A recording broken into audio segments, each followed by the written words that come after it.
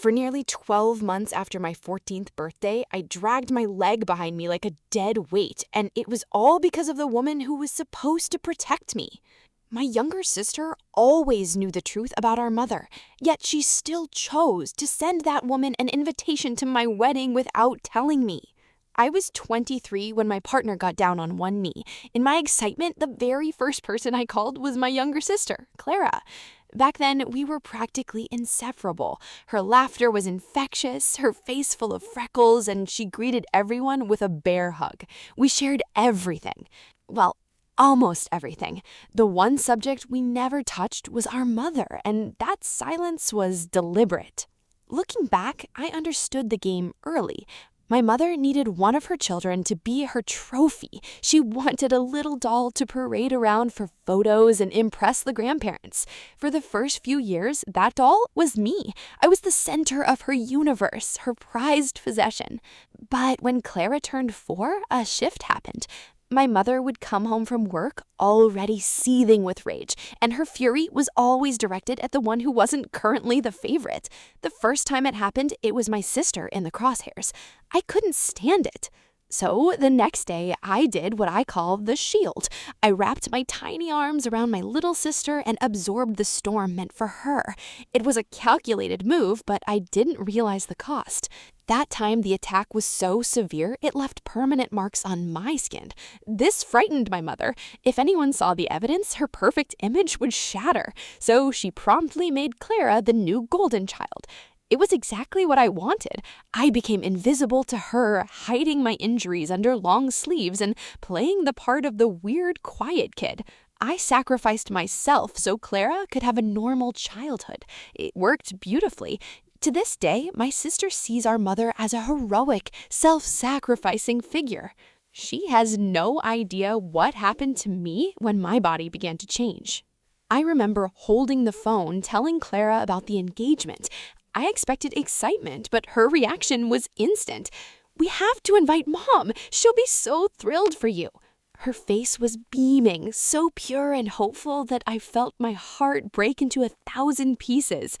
I smiled, nodded, and quickly changed the subject.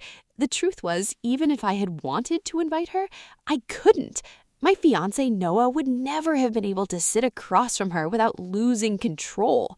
The rage in his eyes when he saw my scars, it was too much. With Noah busy with a new job, Clara became my sole partner in planning the wedding. We weren't just looking at dresses and venues, she was by my side for the exhausting details. She helped me decide between ivory and eggshell napkins, spent hours arranging flower samples. One night, exhausted from planning, we decided on a girls' night. We ordered the greasiest takeout we could find, opened a bottle of white wine, and put on a Disney movie. It was exactly what I needed. But as the clock struck 2 in the morning, the magic faded. Clara looked at me, her chin trembling slightly. "I really wish you'd give Mom a chance, Rose. She's not the monster you think she is. She loves you." The words hit me like an ice-cold wave, sending shivers down my spine. I tried to deflect. "Can we just watch the movie?" "No, Rose." Her voice was unusually stubborn. She wasn't going to drop it. "Clara, do you remember my 14th birthday?" Her face lit up with a bright smile, a perfect memory of celebration and joy. "Of course I do. It was a blast." "Do you remember Mom asking everyone to leave early? She said that she wanted the family to herself?" Clara nodded enthusiastically. "Yeah, and you were limping for months after that. You could barely walk the rest of the year." Silence. She stopped mid-sentence, the realization dawning on her face. I didn't elaborate. I didn't need to. I just wanted her to stop talking about that woman. For the rest of the night, we watched the movie in total quiet. Clara's brow was furrowed in confusion as she stared at the window, lost in thought. I wasn't watching either. A dark thought crept into my mind. Had I just ruined my relationship with my sister? Over the next few days, Clara was relentless. She asked about our childhood constantly, her questions becoming more urgent. Finally, after a long talk with Noah, I decided she deserved the truth. I agreed to answer all her questions up until the wedding day so I could leave the ghosts of the past behind. Clara had completely blocked out the memory of me acting as her shield. It was a trauma response, a way her mind survived. When I reminded her, the look in her eyes was that of a broken child. She didn't just cry, she sobbed every night on my couch, apologizing over and over. "I didn't know. I'm so sorry. You had to save me. I didn't thank you." I would always hug her and tell her not to apologize. "All I ever wanted was for you to be happy," I'd say. This always made her smile through her tears, and my own heart would feel a little lighter. Then came my wedding day. I felt beautiful in my white lace dress. Clara was so proud to be the one to walk me down the aisle. But as I reached Noah at the altar, my stomach plummeted. In the corner of my eye, I saw her, my mother, smirking. Clara ran over and threw her arms around her. "I knew you'd come, Mom," she shouted, but her voice cracked. I could see the conflict raging in her eyes. She was trying to convince herself as much as me. The reception felt hollow. The joy had been sucked out of the ballroom. I couldn't take my eyes off the exit, expecting my mother to reappear like a ghost. Noah squeezed my hand and whispered, "She's gone. Just try to enjoy this." I tried, but the knot of dread in my stomach felt like a rock. Clara stuck by my side the entire night, her eyes red and puffy. She barely ate. When it was time for her maid of honor speech, she stammered through it, tears falling onto her notes. Later that night, alone in our hotel suite, I collapsed into Noah's arms. "I'm sorry," I sobbed. "She ruined our wedding." "Nothing is ruined," he said, stroking my hair. "We're married. That's all that matters." But I couldn't shake the feeling that her appearance was just the beginning. As she left the reception, she had whispered, "This isn't over."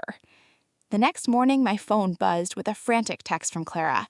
"I'm so sorry about yesterday. Can we talk before the honeymoon? I'm at your apartment. Please, I have to explain." We weren't leaving until the next day, so we went back. Clara was sitting on the floor outside our door, hugging her knees, looking utterly defeated. "It was so stupid," she whispered, her eyes swollen from crying. "I believed every word she said." I helped her up and led her inside. Noah made coffee as we sat at the table.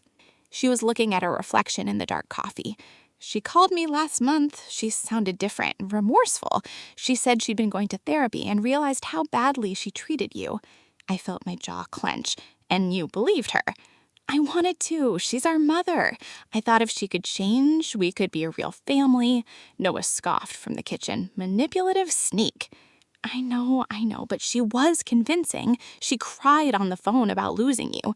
She looked up at me with desperate eyes. "Even after you told me what she did, I couldn't process it. I thought maybe it was a misunderstanding." "A misunderstanding," I repeated, my voice sharp. She flinched, whispering, "It was easier to believe that than to face the truth. But yesterday, the look in your eyes when she saw you, I saw it. I finally saw what you've been telling me." I reached over and took her hand. "It's not your fault. She's always been good at masking." "There's more," Clara said, her voice dropping. "She knows where you live." My blood ran cold. "What?" "I swear I didn't tell her, but when I called her, she already knew your address. She said she'd been watching you." Noah cursed under his breath. "We need to change the locks, today." "I don't think that's enough," Clara said, her eyes wide with fear. "After the wedding, she called me again. She was different, vindictive. She said you were a liar, that you made up stories to get attention." "That's ridiculous," Noah said. "She barely talks about her." "She said she was going to set the record straight," Clara added. "She's not going to let you poison everyone against her anymore." My heart hammered in my chest. What did she say she was going to do? She wouldn't say exactly, but she sounded determined, scary. Noah was already on the phone searching for a locksmith. We're changing the locks and installing cameras. Despite our efforts, the locksmith and cameras felt like a flimsy shield. Clara insisted on sleeping on our couch, too scared to be alone. The night dragged on. I barely slept. Every creak of the floorboard sent a jolt of panic through me. Noah holds me close, trying to soothe me. By morning, the thought of leaving felt impossible. "Maybe we should postpone the honeymoon," I suggested. "Absolutely not," Noah said firmly. "We're not letting her control our lives. Clara's safe." The resort was beautiful, a paradise. For 2 days, I almost forgot the dread. I swam in the sea and felt the sun on my skin. Then, on the third day, a text from an unknown number shattered the peace. "You look lovely in that blue swimsuit, Rose. The ocean suits you." I dropped my phone like it was on fire. Noah grabbed it, scanned the message, and immediately scanned the beach. "We're going inside now." Hotel security found nothing suspicious, but the damage was done. I was terrified. How did she find us? How did she know what I was wearing? Noah's face was grim. "I don't know, but we're going home tomorrow." That night, another text arrived. "Running away again, Rose. You were always a coward. See you soon." We checked out at sunrise and drove straight back to the city. Clara was waiting, pale and anxious. "She's been calling me," she said, "multiple times a day. I blocked her, but she just uses different numbers." "She's stalking you," Noah said, pacing through the room. "We need to go to the police." "She hasn't explicitly threatened us," I said, feeling defeated. "They can't do anything unless she shows up." Clara walked between us, her face crumpling. "This is all my fault. If I hadn't contacted her." "No," I said firmly, "she would have found a way back in. She's been keeping tabs on me for years." Trying to find normalcy, I went back to my graphic design job. Around lunch, the receptionist called my desk. "There's someone here to see you. She says it's your mother." I looked up, and there she was. She stood in the doorway, dressed in a power blazer, looking like a successful CEO. "Surprise," she said, walking towards my desk. "I'm busy," I managed, my voice faint. "Nonsense, everyone needs to eat." She turned to my coworker with a pleasant smile. "You don't mind if I steal her? Family time is so precious." I didn't want a scene at work. I led her outside. "What do you want?" I demanded, trying to keep my hands from shaking. "Clear the air," she said, her smile having cold eyes. "I know you've been poisoning your sister against me." I told her the truth, I said. "Your version of it, maybe." She stepped closer. "I have Gerald's, Rose, detailed accounts of how violent you were as a child, how you hurt Josie, how you've scared the neighbors." My stomach churned. "That's a lie." "It's your word against mine, and these journals are convincing." She reached over to touch my face. I flinched away. "I'd hate for your Noah or colleagues to read them." "Nobody would believe you." "Are you sure? People love scandal, and I can be very persuasive." "Stay away from me," I said, finding my voice. "Be careful, Rose," she said, her expression darkening. "You're playing a dangerous game." I pulled out my phone. "I'm calling the police." She laughed. "And tell them what? Your mother wanted to have lunch with you?" She turned and walked away. I was trembling against the wall. That evening, we gathered in my living room. "She's bluffing," Noah insisted. "But what if she does have fake journals?" Clara asked quietly. "She's been planning this for years." "People believe what they want to believe," I said. "We need evidence, something real." Clara's eyes widened. "The burrito, you said it left marks on your back." I touched my shoulder blades through my shirt. The scars were still there, faded but present. "Is that enough?" "Maybe not alone," Noah admitted, "but it's a start." The next morning, an email arrived. The subject line read, "For your consideration." Attached was a PDF scan of a journal. The handwriting was perfect, a sickening account of a violent child who bit and clawed. It painted me as the monster. A final note was attached. "Dinner, Friday at 7. Come alone." I was desperate. "We have to do this," I said. Noah and Clara were fiercely protective. "No way," they said in unison. "She could kill you. It's too dangerous." "I'll wear a wire. I'll record everything." I held their gaze. "This is the only way to stop her." We spent the next day strategizing. I would wear a recorder. Noah and Clara would wait in a car down the street, listening to the feed. Friday arrived. As I got ready, I felt like I was walking to my doom. Noah hugged me tightly. "One text, and I'm coming in." The house was the same, perfect on the outside. As I stood on the front porch, the door swung open. "Rose, right on time." She smiled her cold smile. "I made your favorite." The table was set like a magazine cover. Red wine, candles.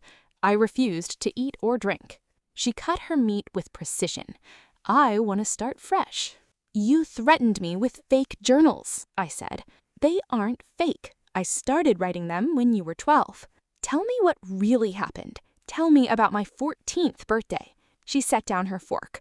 "You fell. I threw you down the stairs." "Careful. False accusations have consequences." "I have scars. I have Clara. I have the videos you made coaching me to lie to doctors." The faintest crack appeared in her facade. "What do you want? Money?" "I want the truth. I have 3 separate recordings. If you don't admit it, I'm going to the police." She stared at me, calculating. Then she sighed. "Fine. You want me to say I hit you, I hit you, but you were difficult. Tell me what happened on my birthday." "I lost my temper. You talked back. I grabbed you and you went down the stairs. You couldn't walk right for nearly a year. You lived, didn't you?" "Stop. I need to use the bathroom." Locked inside, I checked my phone. The recording was live. I texted Noah. "Got it."